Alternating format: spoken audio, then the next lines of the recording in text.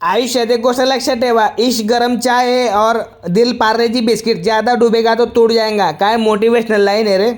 आज मी तुम्हाला हिडन प्लेसवर घेऊन जाणार आहे. चला तर. लोकांच्या रस्ता मांजर कापते, आमच्या रस्ता कोंबडी कापत होती. बापरे, कोंबडीने गुलाबी चड्डी घातलेली आज. पुढे गेल्यावर माहीत पडलं आम्हाला कल्याणी दिसली, शिवानी दिसली, नेहा उभी आहे बघा, श्रावणी पण उभी आहे, वैष्णवी पण उभी आहे, रोहिणी उभी आहे बघा, वैभवी पण उभी आहे. दिसली तुम्हाला. आणि इकडे बघा प्रियंका पूनम दोघी उभे आहेत. आणि पुढे गेल्यावर हे बघा मी मस्तपैकी प्रांजलला आणि अंजलीला बाय केलं आणि पुढे निघालो. तुम्हाला काय वाटलं काळी थैलीमध्ये मटण असतं? नाही, याच्यात ते पार्लेजी बिस्किट आहे.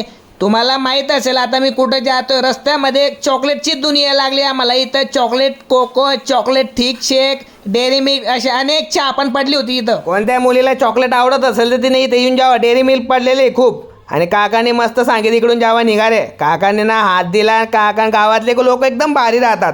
आणि एक कुट्यामध्ये काय मुठिया काय समजले नाही मला. गाडी कोण लावून गेलं? एवढी काय गाडी ओली उंची आली. रस्त्यात आम्हाला अश्मयुगीन म्हणजे हडप्पाकालीन संस्कृतीचं एक गाव सापडलं.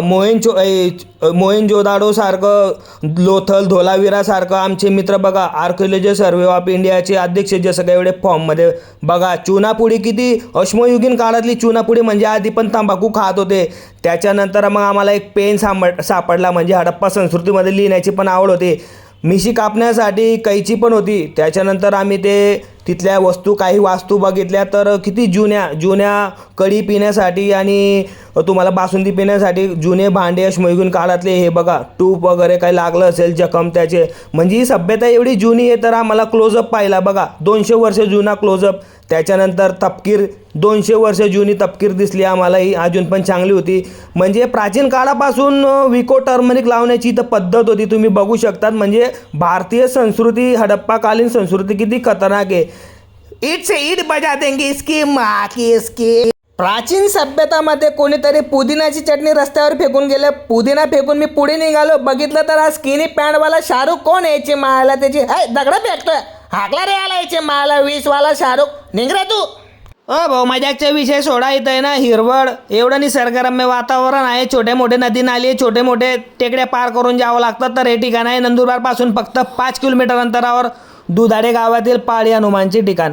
भाऊ 2 टेकड्यांच्या मध्ये मंदिर आहे आणि मंदिरच्या बाजूमध्ये एक नदी वाहते. एवढं भारी वातावरण आहे ना, एवढं सुंदर आणि पॉझिटिव्हिटी इथं येते, एनर्जेटिक वाटेल.